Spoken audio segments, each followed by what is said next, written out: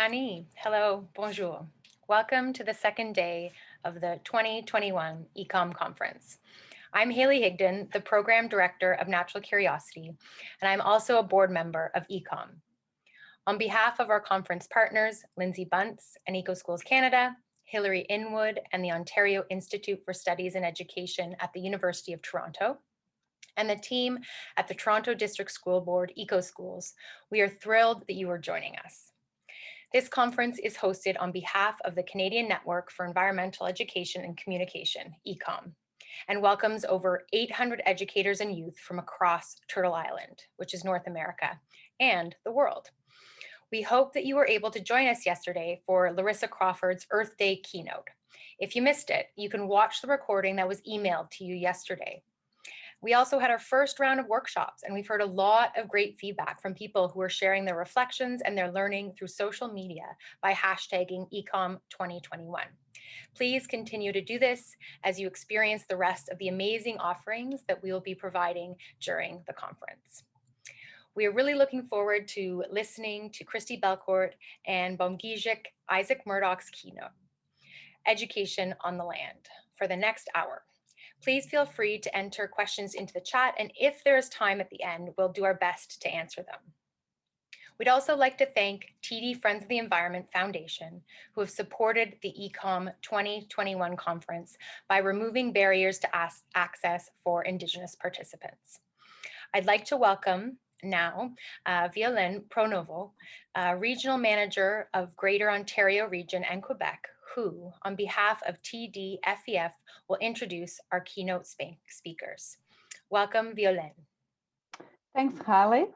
Merci de me recevoir ici aujourd'hui parmi vous. C'est un plaisir. I'm happy to be here this afternoon as part of this event. It reminds me when I made a presentation at EECOM a couple of years ago when I was doing my master in environmental education. My name is Violaine Pronovo, and I am the Regional Manager for TD Friends of the Environment Foundation in Quebec and Greater Ontario. I am based in Montreal, where a nice sun is shining this afternoon, by the way.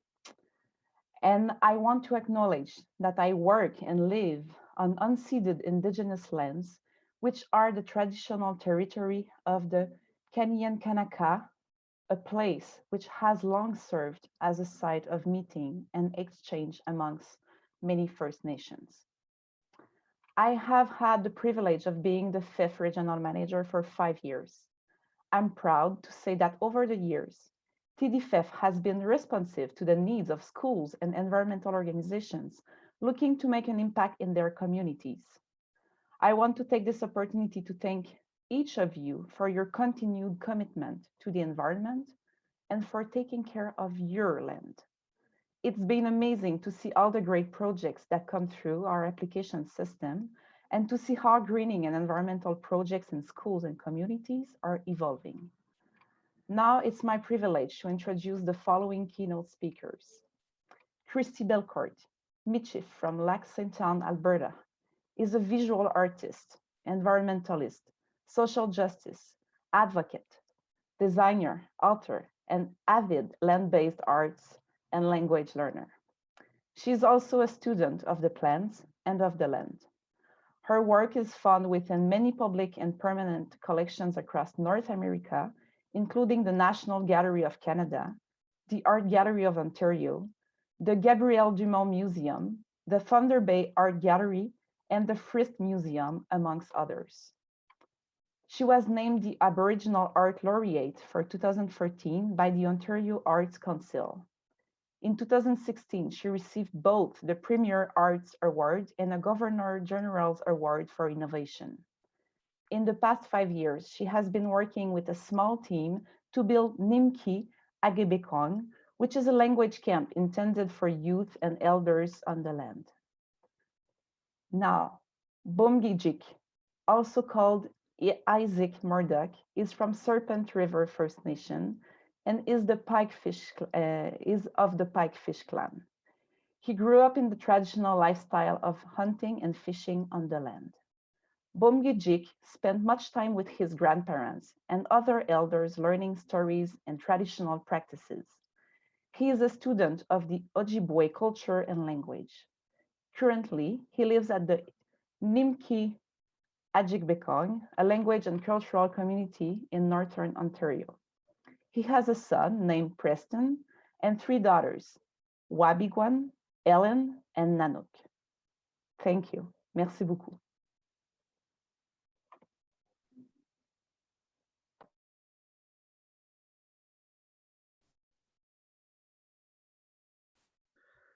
Well, thank you for that. Can everybody hear me? Just give me a thumbs up if you can. I can't see anybody's thumbs up because everybody's blank. Nobody's on screen. Well, I'm going to assume everybody can hear me. So I wanted to first of all thank everybody who organized this event and who is did all the hard work to put this together, and also the sponsors of the event and everybody who's joined in. So welcome. My name is Christi Belcourt. Christi Belcourt Ntsikason, Manitou Zakahigan Otinia. Nimkiaj Bakong Ekwa Espanola Megwach Newigan, Christi Belcourt Indigenous Cause, Mainga and Dodem, Mantuzagigan, Donjba, Espanola Minwa, Nimkiaj Bakong and Daya. So I'm going to be speaking first and then followed by Isaac. And the reason for that is because Isaac is a way better speaker than I am, although he's probably shaking his head going, no way, but it's true. It's true. He just won't admit it. And I hate following him for that reason, you know, because he's just too good. It's like listening to watching a really great movie and then watching one that kind of like wasn't that great after. So that's why I'm going first. So I'm going to be talking about, now let's see if I hit enter on this thing, what happens? Nothing. So let's try this. Okay, I have to use that little arrow down at the bottom. So I'm going to be talking about, I'm just going to minimize that right there. I'm going to be talking about Nimkiajbekong a little bit, globalization of Western education and climate change, and the land and the future. And we were asked to speak about specifically our keynote, or our discussion is about education on the land. And so you're going to hear me talk about things like freedom quite a bit and other concepts. So first of all, Isaac and I are very avid language learners. So is everybody who's at the camp. We put a lot of effort into our language learning and language revitalization. And so there's some words that are just really beautiful words that I want to kind of highlight in this presentation. And this one is tapwe or debwe or tapwewen or deboewen. And that means the truth, but it doesn't mean the truth as in singular truth. What it means is that I have my truth and you have your truth. And that's what my auntie told me. She said that it's like if we bring our truths together, then we're going to be able to further help each other to understand and gain new perspectives. So it's important that when we're doing these kind of sharing, that we understand that that these truths can be different for different people. And that brings me to the research or the work of Professor Willie Ermine. He does work on what's called ethical space.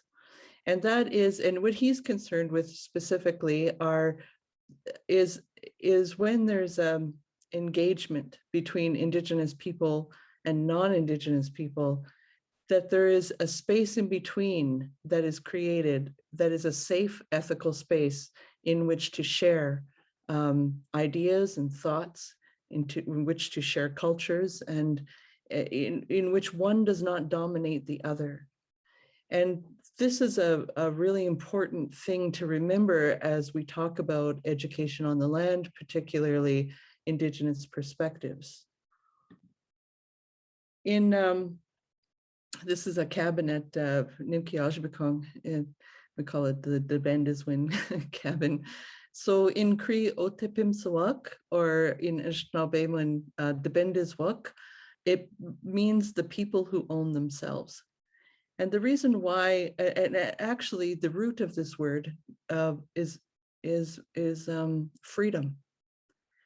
That's something that Indigenous people, it's common. I've never met anyone or observed any Indigenous nation that did not value its freedom and others' freedom. Freedom to choose as a nation, freedom to educate your children as you see fit, freedom to use your lands, freedom to self-govern, freedom to be governed according to the laws, Indigenous laws that have been passed down by your ancestors. The freedom is highly prized, highly valued. It's a value that Indigenous nations carry. For the Métis people, we value this word a lot because we understand how precious this freedom is. And it's in the pursuit of this freedom to govern, to educate, to not be dominated by Canadian law, by Canadian laws, but to be able to be who we are as the people that we are, that we were meant to be as given to us by Creator. So this is a really important word, and it ties into this idea of ethical space that's created when we're talking about education, particularly education on the land. So I want to think about these things, about how you're listening to our presentation today and how you're going to proceed in receiving the information that you're hearing, to understand that there needs to be an ethical space created between us so that you can receive what I'm saying without one side dominating another. So this is why I'm starting the presentation with these really important concepts. And I'll be, the presentation for me has a lot to do with it. In Nimke'Ajibikong, it was introduced, Isaac and I, and a whole group of us. So it's not just us, but a whole group of us started building Nimke'Ajibikong in 2017. It's a land-based language camp. There's a huge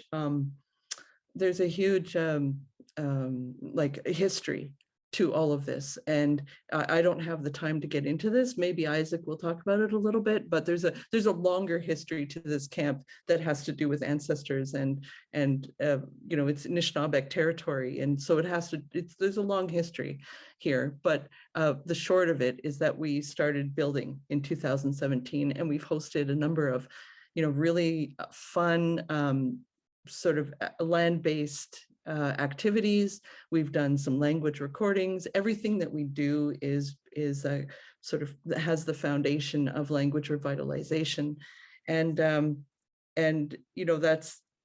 that's I wanted to share a little bit about that because it's really important to us. Isaac lives there full time. I'm there about half time. We're building a language and arts studio where we can have space for people to be nice and warm, and sort of when those rainy days come and the rain really seeps into your bones, well, we want to be able to have a space where elders can feel nice and toasty warm in there, and where we can have sort of larger events once COVID is over. Before COVID, we did have a lot of people coming and visiting and telling stories and learning the language and eating together, and young and old alike. And as Quinn, one of our youth leaders, says, it's Anishinaabe people doing Anishinaabe things on Anishinaabe land.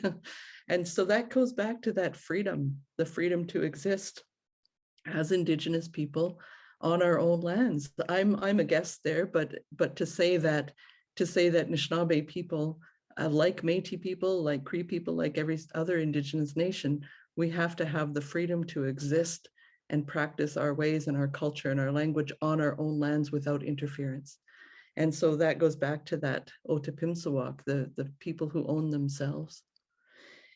Education on the land, when you start to be on the land and be out there all the time, you really realize pretty quick that it comes up in conflict against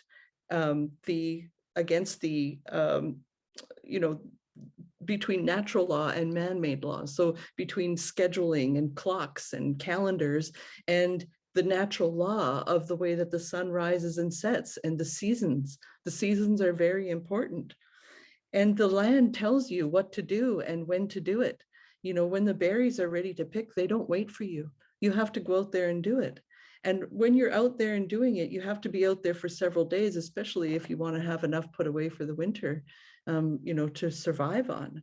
And that becomes a different kind of I guess it's really important, because when we're talking about education on the land, there's this sort of move. I guess there's some funding coming down the pipes that is allowing for people in schools to have more classes that might be experiences on the land for children. So basically they're in the square box for, all week long, and they might get 1 or 2 classes outside. This is that's a different concept than education on the land. When the birch bark is ready, you have to go out and get it. There's a small window in which it's ready to come off the tree more easily. And it requires a lot of skill to be able to know what to do. And you can't just learn it in 1 afternoon or in 2 hours. Our elders are our educators. They're our teachers. And so education on the land means going out on the land with our grandmas, with our grandpas, our elders, and doing the work that it would take in order for us to learn. So learning is done by observing, and it's done by experiencing. And this requires an expertise of sorts. And that expertise that this grandma has about the medicines and about the food and about the lands and waters has come from a lifetime of mastering and being apprenticed with her own elders. And what we're missing nowadays is the ability to be out on the land in a more full-time basis. Schools are simply taking up too much time with our children. Our children are not free to be out on the land with their grandparents to do those things anymore. And so what is happening is it's creating a massive gap in knowledge transfer between the old ways and now it's like schools are sort of suggesting that our children need to do this kind of work on a part-time basis. But I can tell you that to master anything, you need to be apprenticed, and you need to be apprenticed from a young age. And so this is what's missing. And this grandma here, Linda, is she just has so much knowledge. But if she had have went to school the way that we have school now, and was expected to just learn it on 2 hours a week or on weekends with her parents, we wouldn't have her to be a knowledge holder that she is. This image here is called American Progress, and it was painted in 1872. I've taken it from, I first saw it on a documentary called Schooling the World. And if you haven't seen that documentary, I highly recommend it. It's like, it will shift your thinking. You need to see this documentary. So it is, I wrote the YouTube address down there. As we see in the photo, she's carrying this wire. I suppose it's a telephone, or I don't think there was electricity at this time, but there's a telephone wire, and then or electricity, and then there's the idea of settlers moving west, and with them comes the train, and they're pushing Indigenous people off their lands, and they're pushing animals off their lands as they're settling. And in this lady's hand is a book, and it says school book. It's not a Bible, it's a school book. As we know, during the 1800s, Europeans went about the world globally setting up mission boarding schools to promote the ideas that through education, quote, uncivilized societies would be civilized, end quote. We know that the residential schools in this country were crimes, and that they violated human rights and were considered acts of genocide. Residential schools may be gone. However, the mode or method in which education is delivered to children today remains the same, in that Western modes of education have become the dominant form in which education is delivered. The globalization of Western education has become an educational hegemony that has created or is attempting to create a monolithic global society that will conform to the world dominance of the global economy. Now, it might not have been, started out that way, but certainly we can see that that's the direction that it's gone, and that's how the Western education is supporting the move for globalization. People in support of the global economy will use words like connecting global markets, stability, prosperity. But it's been proven beyond a shadow of a doubt now that the promises of widespread stability, upward economic mobility, or egalitarian societies have never manifested.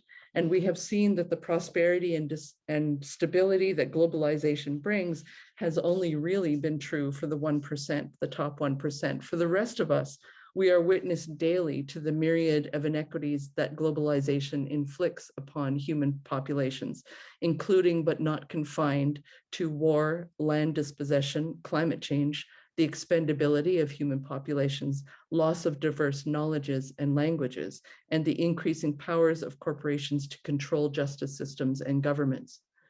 The reality is that we are being lied to.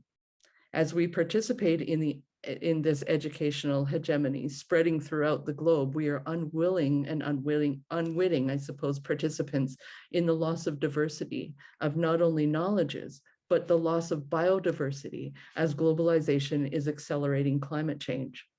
So how do we look into the faces of smiling children going to school and into the faces of amazing teachers who are doing good work in one of the noblest professions on earth and say to us and to them, you're being duped, when it doesn't feel like that from day to day? There's a disconnect, like a cognizant, how do you say that again? Anyway, the disconnect between, what we're, the insidiousness of this sort of evil empire type of belief that education is bad, to seeing these smiling faces. But that is part of the insidiousness of it all. And so let me say clearly and unequivocally that we have to be able to understand that we are good people, educators are good people. And yes, we are doing our best. All of us are doing our best, whether within schools or out of schools, we are doing good work. And we are also unwittingly and unconsciously part of a larger system that is taking the world in a direction that will not be good for anyone. And when you think about residential schools, there were people in those schools who, I don't think some of them were fully conscious of the evilness of those schools while they were participating in them. And so when we think about that, we have history to show us that this is possible to do this through education. We can discuss the violence of the global economy and climate change and how the educational system is a part of this without being so eager to accept the destructive side of globalization as an all or nothing prospect. We should be willing to discuss and problem solve. And so when the destruction or violence of globalization is disproportionately affecting poorer or racialized communities and lands, then it's even more important that we listen with an open mind to racialized and Indigenous people. I mean, if anyone knows about how the system has been used, like I said, to control human behavior, it is Indigenous people. So I'm not saying to scrap education, but today we're talking about education to and from the land. And so I'm saying that we need to get the ball rolling on changing the mode in which education is delivered. And so I guess I'm talking about major reforms to education. I want to introduce you to Wilfred Pelche, the late Wilfred Pelche. If you don't already know him, he was my friend. He was an elder from Wikwemikong First Nation. He is an amazing human being, a very funny philosopher, a kind-hearted man. And he also authored a few books, but it was his ideas and ways of trying to explain the teaching and learning in his community before schools were enforced that have really continued to resonate me. He's done a lot of writing about this. If you have a chance to pick up any of his books, please do. He questioned the Western model of education as the acceptable model and compared it with his own community's traditional education model. He observed that before schools were really enforced in his community, children learned through observation and through participation. He said, "In the community where I grew up, many of the old people did not read or write, yet they were very highly educated people in their way of life. People learned from observation and had the freedom to explore." He asked, "When a child attends school, what is a child really learning?" And he wrote extensively about the classrooms themselves with their bells and schedules and walls. And he said that that restricted learning. And importantly, how schools make all students go through the same classes with the same tests, and how that created what he called imbalanced human beings. Because he said children who didn't respond to that kind of education were made to feel less than. But the worst part of it, he said, were children who exceeded in that environment, were made to feel superior to others. So let's look at words for just a second. Now, I don't expect you to be able to pronounce these words because they're like they're marbles in my mouth. I have a hard time with them. But I find that it's very interesting, the comparison and the similarities between Cree and Anishinaabe.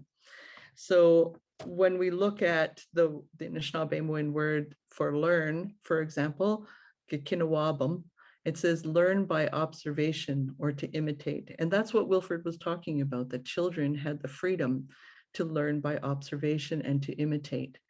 And when we look at the word for to teach, kinomage, that's to teach. And it sounds like it's the same, almost the same word, which has its root in Gikendan, which is to know about something or to realize something. So the root of knowledge is learning, and teaching is all the same root in the language. So the perspective of Indigenous people is different in the sense that learning, teaching, and knowing are tied together through reciprocal relationships. And education can be delivered different than the model that we see before us.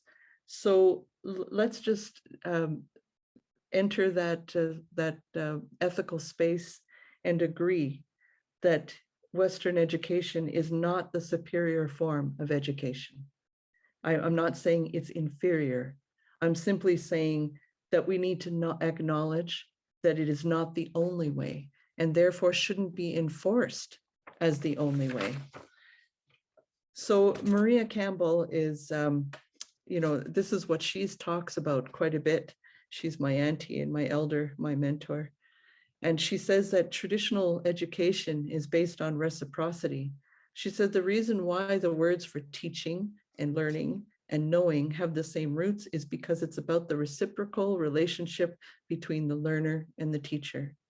She said in the traditional way, space is created between the learner and the teacher, and a relationship is developed first. A relationship and space that is mutually safe for both to be able to express. The elder teaches, but is also taught by the young person.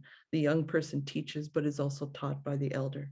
And in this type of educational model, elders are respected as for the knowledge that they hold within our communities, and they are the primary sources of knowledge and education. And it's important to understand and examine this when we're talking about reciprocal space and talking about quote unquote indigenizing institutions, which she says can never successfully happen because no reciprocal or equal relationship is developed between the institutions and the Indigenous people within that ethical space of equals. The dominant form of education has thus far been unwilling to budge. And I think that when we're looking at the indigenizing or the indigenization of space and the money that's trickling down into educational systems, the public educational system is accepting the money to include Indigenous components, I suppose, into their teaching. They're trying to, teach about residential schools or make their classrooms more, to have more information about Indigenous peoples. They're doing more classes. The problem with that is, if you recall the elder, Linda, standing in front of the cattails and teaching the people, you can't bring an elder in for 2 hours and expect them to give you all their knowledge. It doesn't work like that. That person took a lifetime to obtain that knowledge, and it's not that they're very generous with their knowledge, but it just doesn't work like that. It doesn't work in the educational, the Western model, to have an elder come in and just sort of like be with the kids for a couple hours. They're not going to retain anything of value in that. So when we're talking about education on the land, then we have to talk about reforming the model in which the education is delivered. Indigenous people have a very good model to apprentice young people. To talk about reciprocal relationships, to talk about creating ethical space between teacher and learner, to have education take place over time, over a long length of time with an elder. This way, the elder isn't pressured to give you everything that they took a lifetime to learn within 2 hours.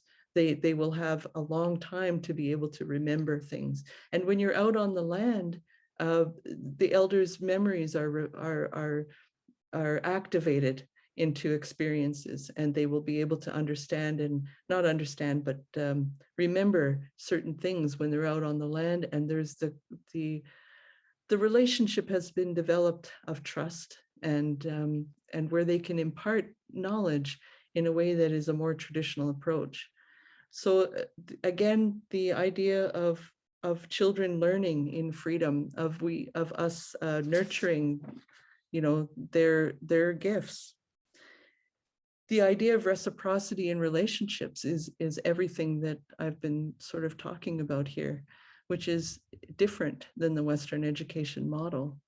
And this is the same way as learning on the land comes into conflict with a calendar because of the you have to live on the land.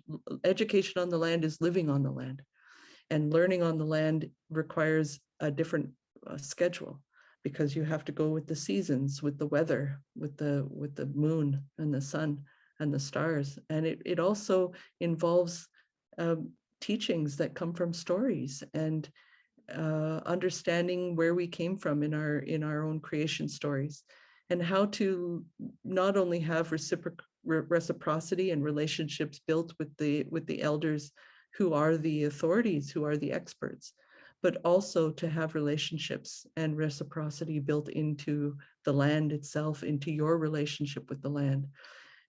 Just the same way it takes time to have a relationship with elders in order to become a student of them, it also takes time to build a relationship with the land.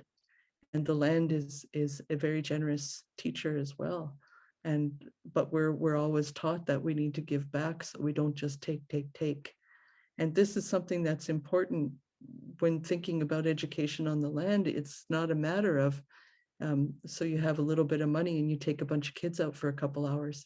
It doesn't work like that in Indigenous communities. And so therefore it keeps that schedule of Western education comes into conflict with the schedule that we need in our communities to be able to pass down these very ancient and long histories and knowledges that have been passed down generation to generation. You can't tan a hide. You can try and tan a hide once, but you certainly won't be an expert at it. It takes a lot more than just a couple hours to come and scrape it. You have to work with that hide over and over. You have to make an offering to the moose. You've got to really understand what you're doing, and be taught by people who have that knowledge over a long period of time. You won't get everything when you're learning about the land.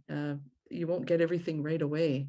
So that's what I'm stressing, is experiential whatever that is, knowledge on the land by experience, by observation, working with elders, working according to seasons, working with the land, establishing a relationship with the land. All of these things are really important, and Indigenous people have a lot to contribute, to maintaining these knowledges for the sake of the world, because we have a lot of knowledge within our communities, within our elders, within our beliefs and our ceremonies, within our songs, our stories. All of that knowledge tells us how to live in balance with the earth. And so it's not just important for us, it's important for the globe. It's globally important that Indigenous people have the ability to educate and deliver education in the mode in which we always have, without the interference or imposition of another people's ways of doing things. When we're thinking about, children and these sort of sacred teachings, we believe that our children come with gifts given to them by Creator. In fact, you all have gifts given to you by Creator. By putting children through a kind of a meat grinder of education, it's not the way that people traditionally raise their children. They would allow children to explore and to go in a direction that they wanted to, and to have the freedom to learn what they wanted to learn. And they would be apprenticed from a very young age with elders.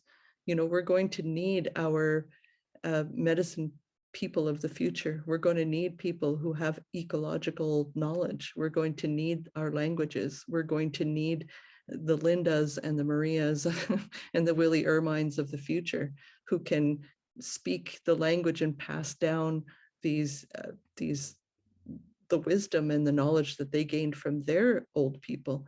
We need this into the future, and we need not just Indigenous people to have this, but we need non-Indigenous people as well to have this knowledge, this connection with land, the spirituality that they might, have within their own cultures. Those old stories, all of those things enrich life on this earth. And we need it all to understand how we're going to tackle climate change into the future. So I guess what I'm saying is that we have to think outside this Western globalized educational model and begin to make the changes for real serious reform, because we need this to tackle climate change. We need it for not only our survival, but we need it for the survival of everything and everyone else. So with that, I'll just say, miigwech zin bizindo yek. I said thank you for listening to me, or I tried to, and I'll stop it there. So thank you. Well, I have absolutely nothing to say. That was amazing. I'm speechless because you said everything, and it's actually the other way around, Christy. So thank you for that. I just want to maybe just add on a little bit to what Christy was already saying about the language. Ani bonjour, mas an opkan go na be indigenous. Gonna be good chibigas wat and donjaba, gnoje and dodem. And it's na be nini and dao, nimki ajbekong nin da. I'm Isaac Murdoch. I come from Serpent River First Nation. I'm from the Fish Clan. I live at Nipkiajbekong, and I'm Ojibwe. And I was told a long time ago that when we come to this earth, when we come to live here, that it's only for a little bit, that we're just visitors here, and that pretty soon we'll leave this earth and we'll go back to where we come from. And that while we're here, we have a sacred responsibility. We have a sacred obligation to everything, so that we can maintain this beautiful world the same way that we found it, so that our children and grandchildren are able to appreciate the beautiful magic and all of the medicine that's here on this earth. And so we're always told that the land is our biggest educator. The land is our biggest healthcare system. The land is our government. The land is our economy, because there is no difference between ecology and economy. It's the same thing. And in today's world, because people have been so detached systematically from the land, that there isn't that heart-to-heart connection that we should have. And as a result of, I believe miseducation, or if that's even a word, miseducation, that we've been led down a path that's leading us further and further away from the natural world. And so in a time of abrupt climate change, when there's a massive ecological collapse happening all over the world, when every discipline of traditional science and modern science is saying the same thing, which is we need to have a radical shift in how to produce a different kind of human being so that we can stop destroying the earth. that this is how we're going to save what's left and how we're probably going to save ourselves from extinction. And what does that actually mean? Kinamagewin, education. It means that we're going to, of course, try to understand the natural world through another lens, not through the Googles and through the Facebooks and through the webinars, but actually by being connected to the land. Because that's something that school does, is it systematically takes children away from the land and it breaks any sort of connection ecologically that they would have. So for example, when I was 5 years old, I was taken away by Indian agents because of course at that time, they had to take us away from our homes, force us into colonization so that we'd never go back to the land again because we'd interfere with resource extraction. But this isn't just happening to the native people. This is happening to the everybody people. And one thing that I think that it's so hard to conceptualize is that we are the land. We are the waters. That environment, that precious everything that's out there is also us. We're a part of that. We're a biological species in that ecology and that diversity. We are directly physically connected to the environment, to the trees and plants and all of these things. And everybody is. There's nobody that's immune to that beautifulness. Everybody is connected to that. And that's why diversity is so important, because in a diverse forest or in a diverse ecosystem, you'll notice that everything gives everything to everything. And of course, Christi talked about the offerings. And part of that understanding of how to live anywhere, it doesn't even matter where it is, it's making sure that we're giving something back and making sure that the trees are our relatives again. We should go adopt trees into our families, adopt the plants to become our relatives again. Go adopt the animals. The animals were always the leader of our government. We have mentors, we have teachers on the land.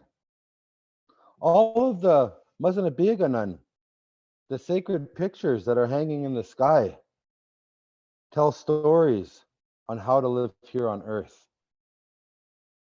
The sacred code on how to exist here is a beautiful story, and it's a global story. And it's not something that's just for the native people. But when everybody looks back in their history, no matter what culture or what race they're from, or what religious background, you will find too that your people were a land-based people that were immersed into the ecology and had sacred original instructions on how to live on this earth.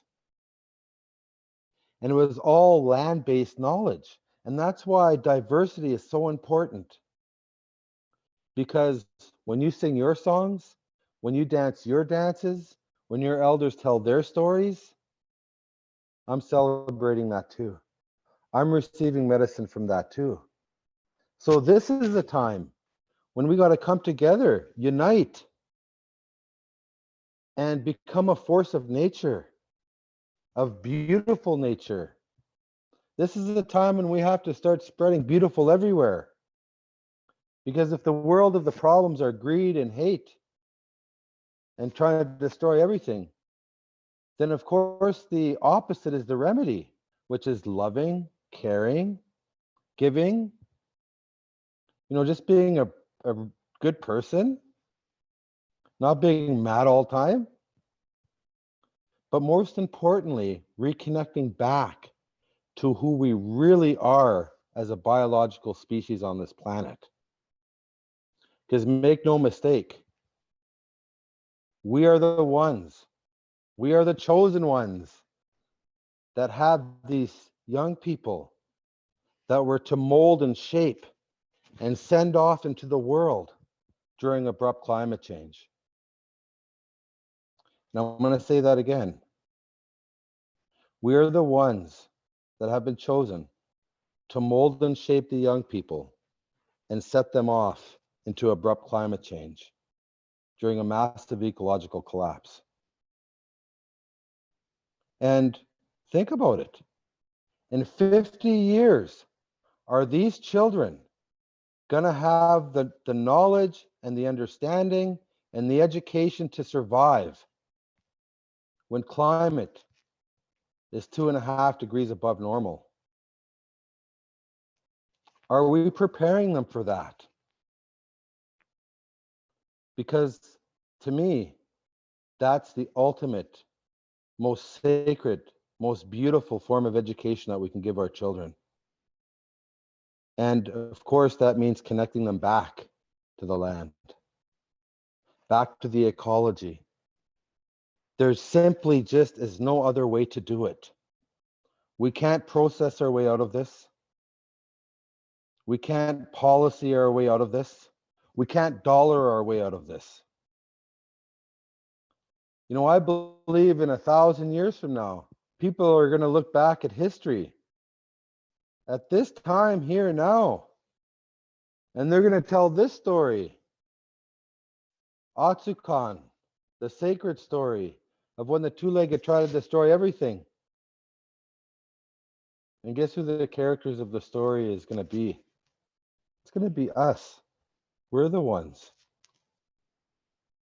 And so what are we to do? What are we to do? Because we know that the globalization of Western education has wiped out indigenous knowledges and ancient practices all over the world with every race globally. And it's continually disconnecting our people from the ecology that they depend on. And we're at the time when we need to make the shift. We simply ran out of time, folks. We don't have any more time. So I'm going to ask you to be brave, to be strong. The young people, they're starting to rise up.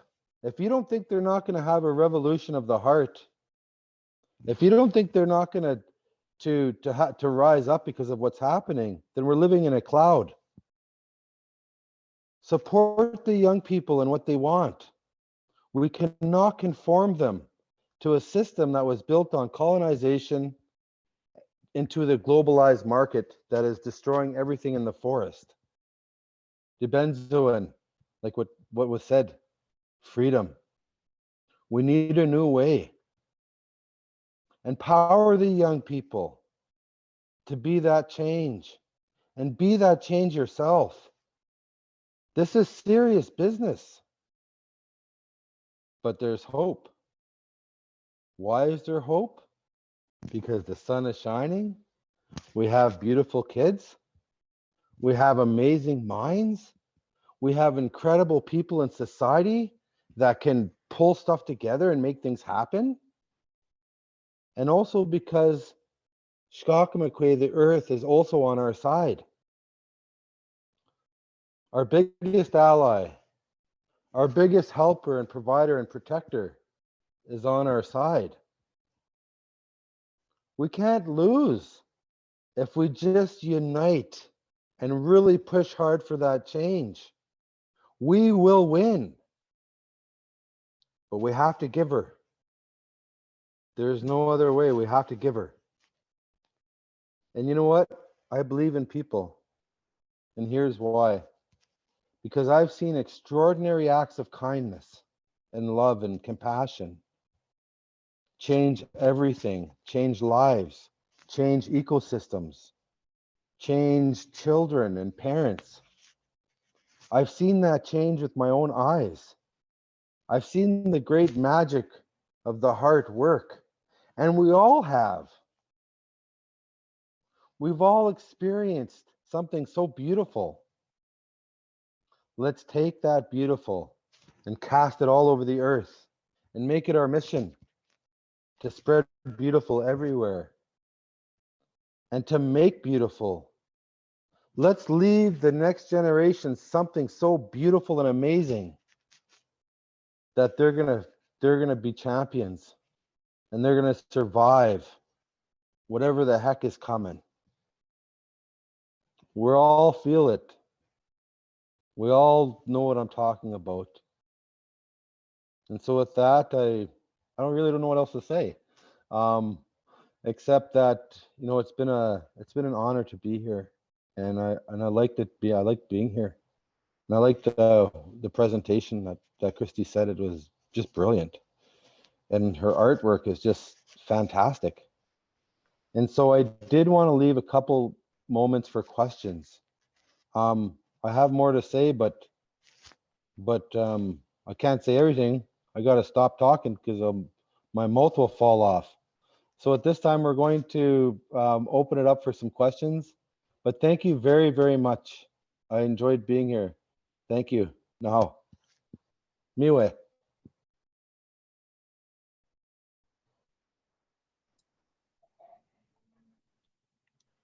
Wow, thank you. I learned from Doug Anderson, the Indigenous author of Natural Curiosity, that Dubwaywen can also mean speaking from your heart. So I just want to say thank you to Christi and Bumgijik for speaking from your hearts and sharing so graciously so much of your knowledge and wisdom. And yeah, let's all become a force of nature together. I like that. Let's do this. So we want to open it up to some questions. I'm seeing a lot of some comments just saying so inspiring and awesome to hear the message of needing to work together. Any other questions for people that are watching and listening? Please feel free to put them in the chat. Thank you so much. You've echoed exactly what I've been feeling for so many years. Well said, so inspiring. This is what's popping in.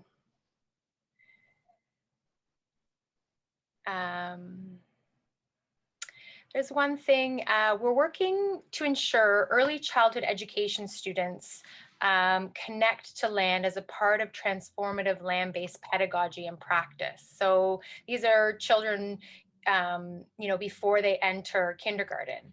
Can you talk about examples of schools that are getting children on the land in ways that are building regular relationships with land and elders and knowledge holders? That's one of the questions. If you know any sort of early childhood settings where you're seeing that's happening. I'll just answer that. I think that there's not a lot of schools that do that, but there's a lot of families that do that. And so our word for school is kinamage gamek, which means ke is earth, mage is we're watching, or we're being instructed by the earth at the same time. And so that seems to be the mode of school for the really little kids, is that people are taking them out on the land, and that the land itself is the school. And so I've never heard of actually any schools like that myself. They probably do exist. But again, the land itself is our biggest classroom, in my opinion. Good question. Thank you, Miigwech. Another question that has come through from Ariana, I believe.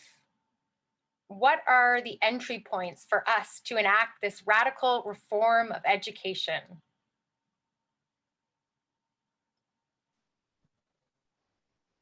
Christi, give her.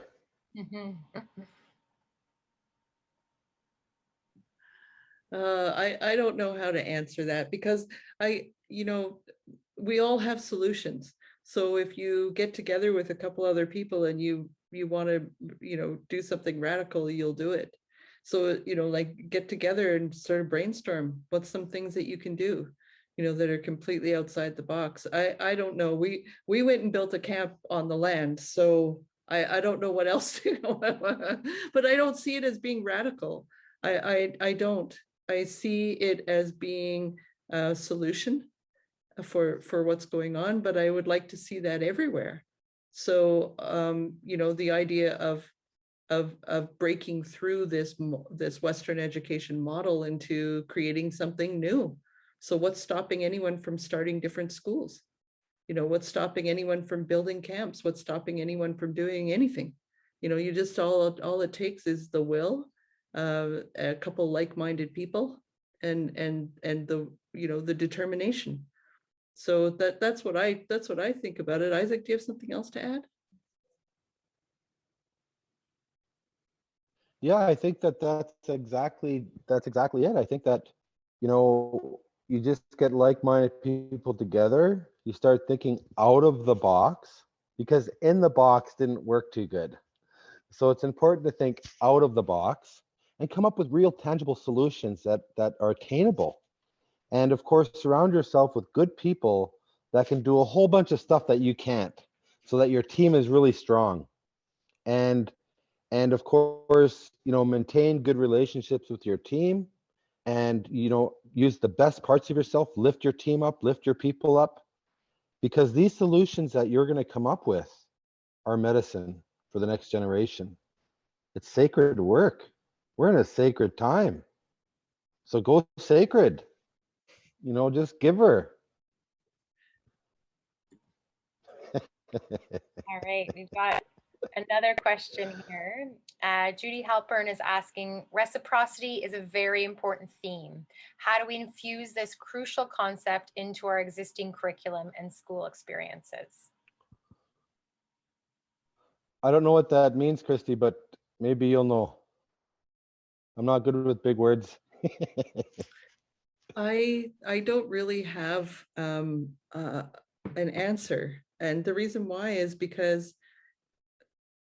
I think the form of reciprocity that I've seen is not possible to obtain within the school system. So it's hard for me to say now, how can we put it into the school system? You know, I think that generally the concept of reciprocity about giving back is important. So for example, I mean, yes, if you have a garden with your kids and you bring them out onto the, you know, into the garden, well, you know, you teach them to speak to the plants as if they're living equal human beings, you know, and so you can do little things like that. You can certainly teach the kids about, you know, the sacredness of life. You can have them give something, you know, something that they make, something precious, something nice. They can give that to the land, they can give it to the trees, you know. So the idea of instilling in them to see other living beings as being equal to themselves and as being worthy of their respect.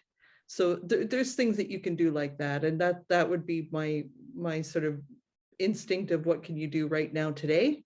But I'm not sure that the larger, broader picture of reciprocity can be achieved, because that's exactly what I'm saying, and what Maria had said, that it's not possible to do it because the Western education model it won't budge to create that ethical space. So I think that creating the ethical space is the most important thing to do going forward, but that's going on too long. So thank you for your question. Well, thank you everyone for the questions that you have asked, and especially again to Christi and Isaac for sharing their knowledge and challenging us to think about how we have to get out of our, you know, four walls and think about doing things differently and how we do that together. And I love, going to say it again, how we become a force of nature together. So Chimigwech to you both. If you want to keep the conversation going, head on over to the conference portal to access 2 Brave Space sessions where Nancy Rowe and Jody Williams are going to facilitate an open discussion on the themes raised during the keynote address. Those rooms are smaller. They are capped at about 30 people so that we can actually have a space for conversation. So if you are interested, make sure you head on over. And then a couple housekeeping things before we wrap up. Again, if you run into any issues during the conference, please email us at conferences@ecoschools.ca. So that's conferences@ecoschools.ca. Someone on our team will spring into action and help you out. And please share your conference experience by participating in one of our conference magic activities or posting insights and reflections on social media. You can use the hashtag EECOM 2021. So yesterday, I live in a downtown Toronto condo. I looked out my window during the keynote and there were 2 hawks flying right outside. So I'm going to make sure to post that in the What's Outside Your Window contest. I also checked out the recipes on the conference kitchen contest, and I'm going to try out the vegan torte for sure. Also, be sure to check out the Eco Expo featuring over 35 environmental organizations from across the country. This is accessible through the conference portal. Last night, there was a networking event, and it was so fun to connect and chat with other educators during this designated time. And there is also a designated networking time tomorrow, Saturday, during lunch that you can head over, but you can go at any time to check out the booths. Also, want to remind everyone that tonight is Nuit Verte, and there is a wide variety of activities and networking opportunities that are available. So from beer tasting to vegan cooking to talking trash, or well, talking about trash. So just wanted to remind everybody about that. And once again, as we close our keynote for today, I want to say Chimiquech to Christi Belcourt and Isaac Murdoch for sharing their hearts and their knowledge and their wisdom. We truly appreciate that as we move forward together. Thank you. Thank you. Have a good day, everybody. Nice to see you, Isaac. Nice to see you too. Bon appétit. Bon appétit. See you, Jody and Nancy too. Okay. Bon appétit.